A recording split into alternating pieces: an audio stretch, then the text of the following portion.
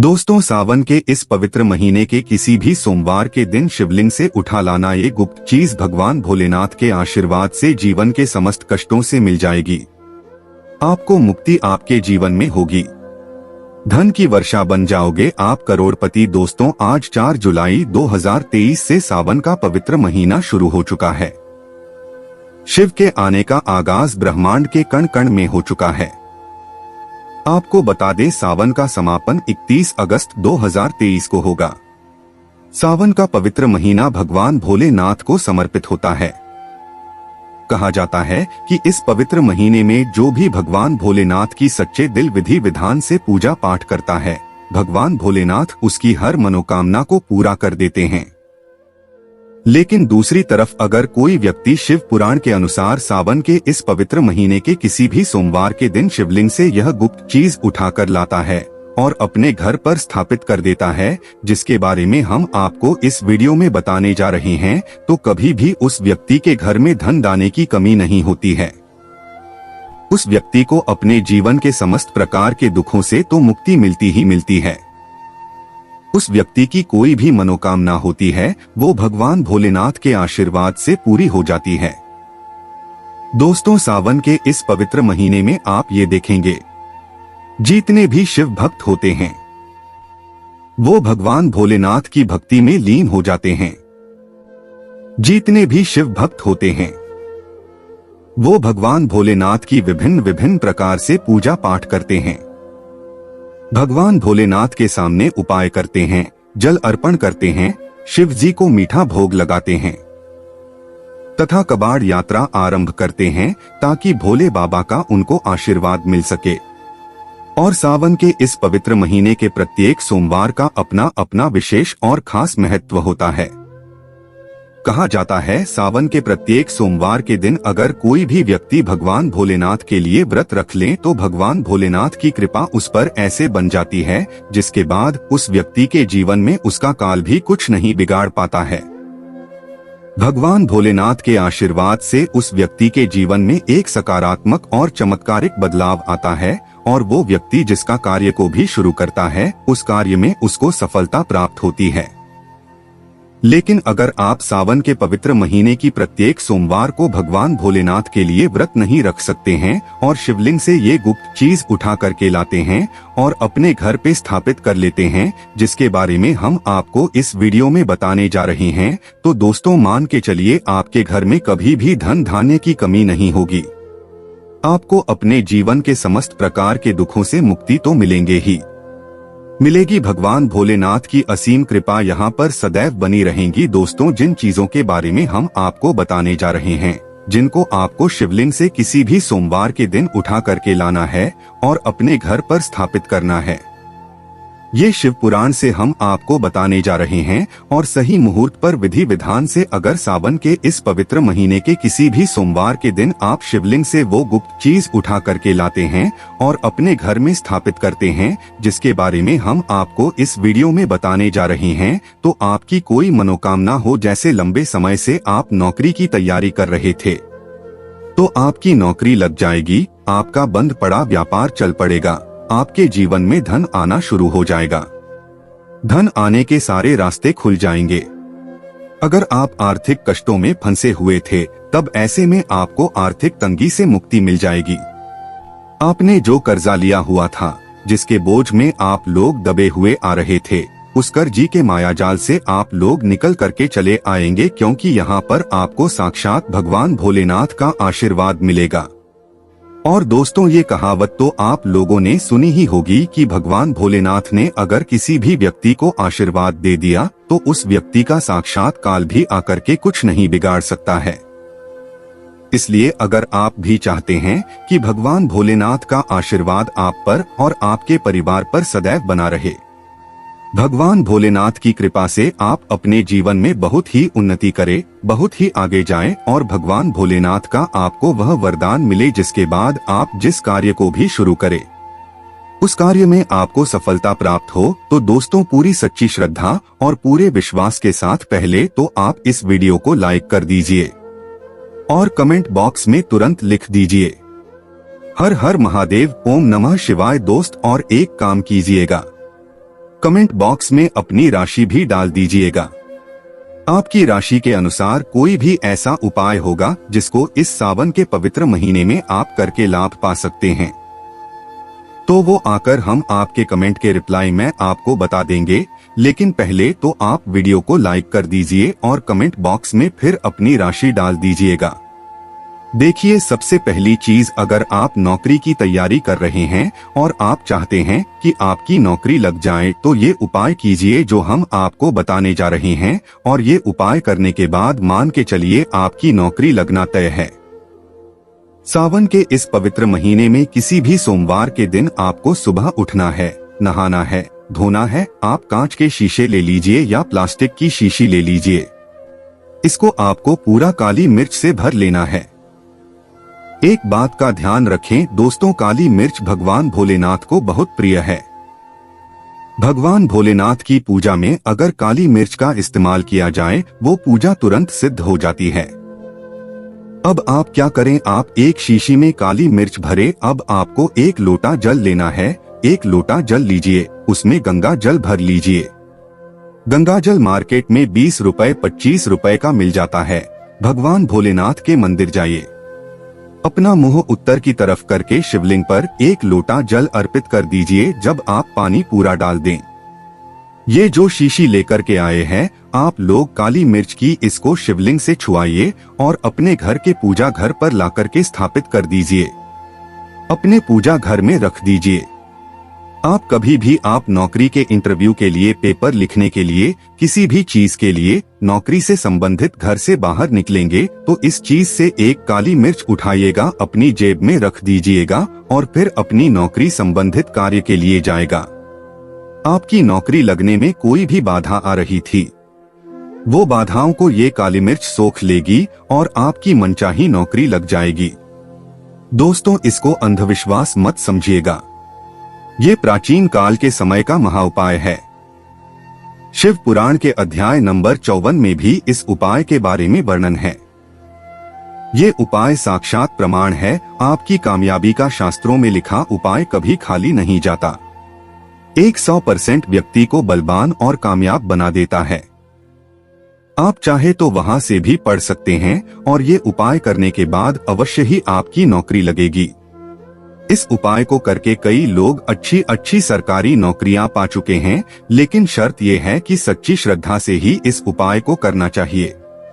मन में कोई शंका नहीं होना चाहिए। सच्चे हृदय से भगवान शिव का स्मरण करते हुए कोई भी उपाय या कार्य अगर करते हैं तो उसमें कई गुना बल आ जाता है, शक्ति आ जाती है, जिससे कोई भी आपका नामुमकिन से नामुमकिन कार्य हो वो कार्य परिपूर्ण हो जाता है, सफल हो जाता है। दूसरा उपाय जो हम आपको बताने जा रहे हैं वो एक ऐसा उपाय है जिसको अगर आपने कर लिया तो आपके घर की बरकत होगी, आपके घर की उन्नति होगी। मान लीजिए दोस्तों, आपके घर पर भगवान भोलेनाथ की कला चित्र नहीं है, उनकी मूर्ति नहीं है। भगवान भोलेनाथ के शिव परिवार की कोई मूर्ति नहीं है आपके घर पर, तो दोस्तों सावन सोमवार का दिन बहुत ही पवित्र दिन है। ये मान लीजिए सावन का प्रत्येक सोमवार बहुत ही पवित्र और कल्याणकारी दिन होगा, जब आप भगवान भोलेनाथ के शिव परिवार की पूरी मूर्ति ला करके अपने घर पर स्थापित कर सकते हैं। तो और अगर आपने अपने घर पर यह स्थापित कर दिया तो मान के चलिए दोस्तों, आपके घर पर भगवान भोलेनाथ और भोलेनाथ के पूरे परिवार की वो कृपा बनेगी कि आपके घर की बरकत होगी, आपके घर की उन्नति होगी, आपके घर पर एक सकारात्मक ऊर्जा का वास हो जाएगा। दोस्तों, आपको एक चीज बताते हैं, सावन के इस पवित्र महीने में कहा जाता है कि अगर कोई व्यक्ति भगवान भोलेनाथ को रुद्राक्ष अर्पित कर दे तो भगवान भोलेनाथ की कृपा उस पर बन जाती है। दूसरी तरफ कहा जाता है कि सावन के महीने में आप किसी भी सोमवार के दिन एक रुद्राक्ष की माला लें, भगवान भोलेनाथ के मंदिर जाएं, भगवान भोलेनाथ के शिवलिंग पर आप लोगों को पहले 1 लोटा कच्चा दूध चढ़ाना है। दोस्तों, फिर उस शिवलिंग से रुद्राक्ष की माला छुआ करके धारण करना है। इतना कर लीजिए दोस्त हो और मान के चलिए, रुद्राक्ष की माला धारण करने के बाद भगवान भोलेनाथ की आप पर असीम कृपा बनी रहेगी। शायद ये बात आपको नहीं पता है, जब भगवान भोलेनाथ के आंसू धरती पर गिरे थे तभी रुद्राक्ष की उत्पन्न हुई थी और रुद्राक्ष का इस प्रकार से आपने उपाय कर लिया जैसे हमने आपको बताया है, या तो आप रुद्राक्ष की माला धारण कर लीजिए या इसको ला करके अपने पूजा घर में स्थापित कर दीजिए और इनकी पूजा प्रत्येक सोमवार को कीजिए। इतना करने भर से आपके जीवन में ही नहीं, आपके पूरे परिवार के जीवन में एक सकारात्मक बदलाव आएगा। भगवान भोलेनाथ के आशीर्वाद से आप लोग अपने जीवन में बहुत ही आगे जाएंगे, बहुत ही विकास करेंगे। अब मान लीजिए दोस्तों, आपके पास पैसा नहीं टिकता है, आप आर्थिक तंगी में फंसे हुए हैं, आपने कोई ऐसा कर्जा लिया हुआ था जिसके बोझ में आप लोग दबे हुए चले आ रहे हैं, तब आपको क्या करना चाहिए? आपको बस सावन के इस पवित्र महीने के किसी भी सोमवार के दिन एक डमरू खरीदना है। डमरू खरीद दिलाएगा। डमरू खरीदने के बाद भगवान भोलेनाथ के मंदिर जाइए, शिवलिंग से डमरू छुआ दीजिए और इस डमरू को लाइए अपने घर के पूजा घर पर स्थापित कर दीजिए।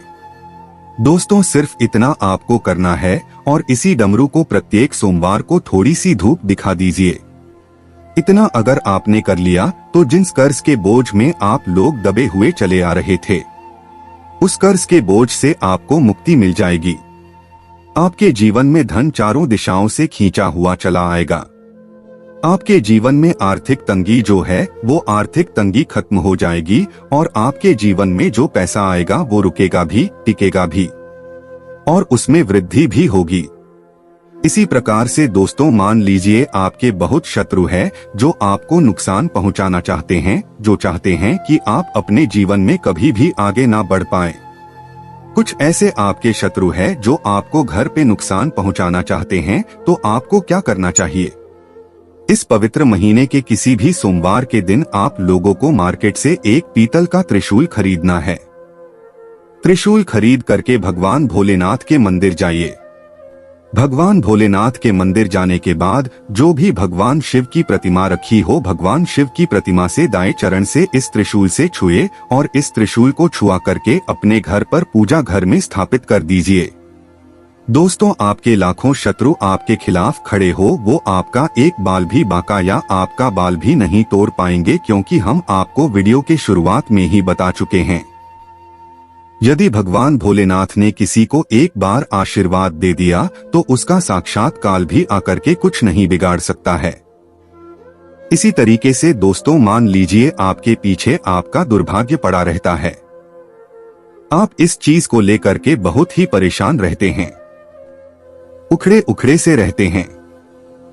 आप चाहते हैं कि आपका दुर्भाग्य हमेशा के लिए आपसे दूर चला जाए, तो सावन के पवित्र महीने के किसी भी सोमवार के दिन आप लोग 2 मोर पंख खरीद करके लाइए और अपने घर के पूजा घर पर किसी भी ग्रंथ में दबा करके रख दीजिए।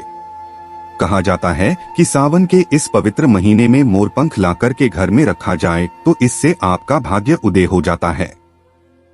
आपका दुर्भाग्य हमेशा के लिए आपको छोड़ करके चला जाता है और अपने जीवन में आप बहुत ही आगे चले जाते हैं, बहुत ही सफल हो जाते हैं। दोस्तों, जो कालसर्प दोष होता है वो भी समाप्त हो जाता है। कालसर्प दोष जब व्यक्ति पर लग जाता है तो व्यक्ति का बुरा हाल हो जाता है, नवग्रह खराब हो जाती है, शनि दोष लग जाता है, कर्ज दोष भी बढ़ जाता है। इसीलिए मोरपंख अपने किसी भी ग्रंथ में दबा करके अवश्य रखें। दोस्तों, तीसरा उपाय है, शिवलिंग पर अगर दुर्बा घास अर्पित की जाए तो भगवान शिव आपको धन दौलत से मालामाल कर देते हैं। शिव परिवार सहित आपके ऊपर कृपा बरसती है। भगवान गणेश सुख समृद्धि से आपको परिपूर्ण कर देते हैं। आपके घर में कभी भी पैसों की, धन दौलत की कमी कभी नहीं होती, गरीबी कभी नहीं आती, गरीबी भूल जाती है आपके घर का रास्ता। दोस्तों, अब जान लेते हैं सावन सोमवार के व्रत में क्या खाना चाहिए और क्या नहीं खाना चाहिए।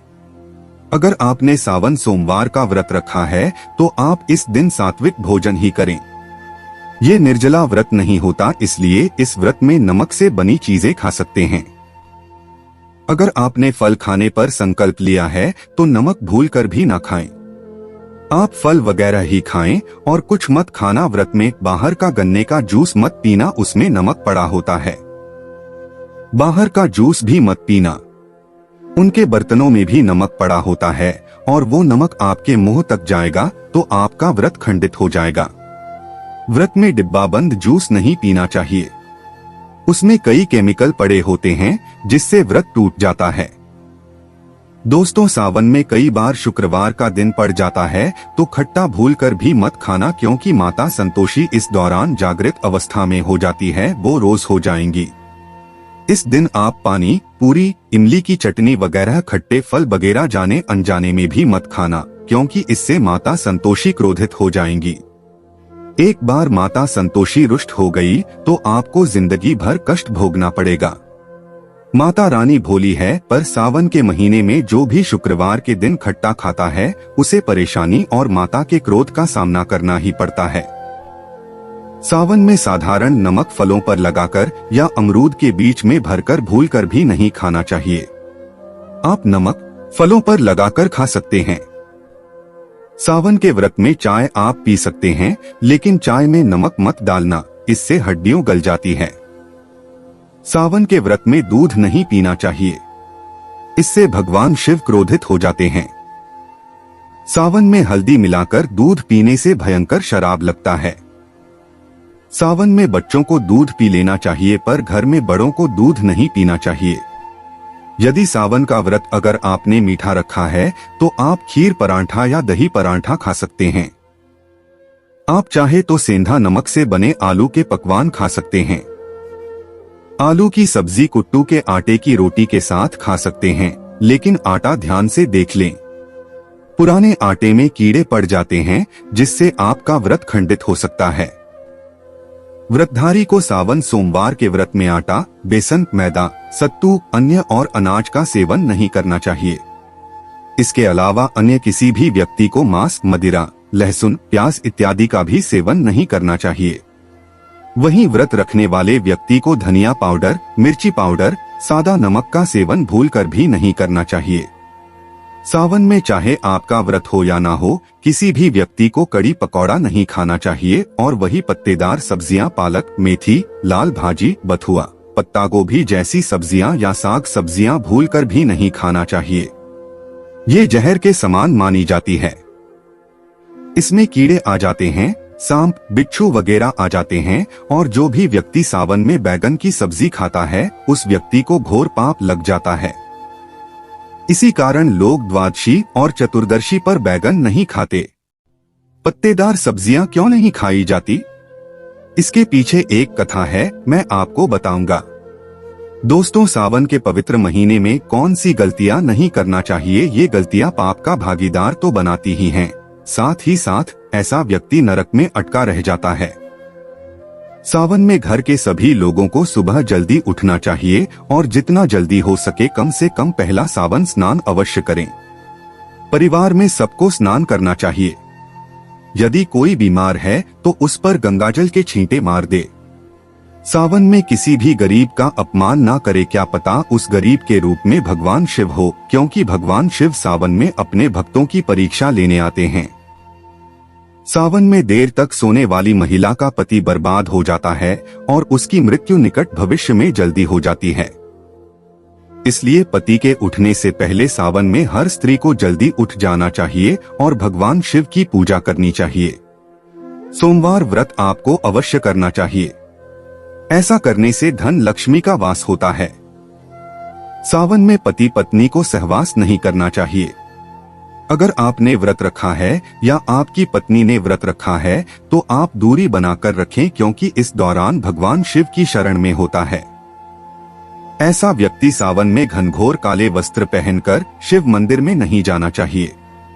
चाहे तो आप घर में काले वस्त्र पहन सकते हैं, लेकिन मंदिर में भूलकर भी मत जाना और ना ही व्रत में काले वस्त्र पहनना चाहिए। वैसे तो सावन में लहसुन, प्याज नहीं खाना चाहिए, और यदि आपका व्रत है तो उस दिन पूरे परिवार को लहसुन, प्याज से परहेज करना चाहिए। सावन के महीने में घर में गंदगी नहीं होना चाहिए, इससे प्रकृति नाराज हो जाती है। सावन में आपके घर का जो मंदिर है उसमें माचिस के खाली पड़े डिब्बे या माचिस नहीं रखना चाहिए।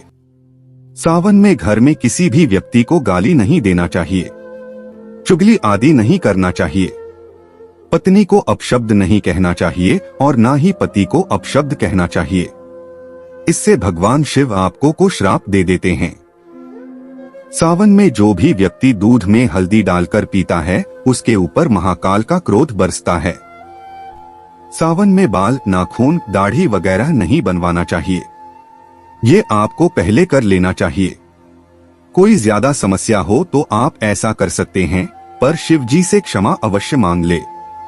सावन में शरीर पर तेल नहीं लगाना चाहिए।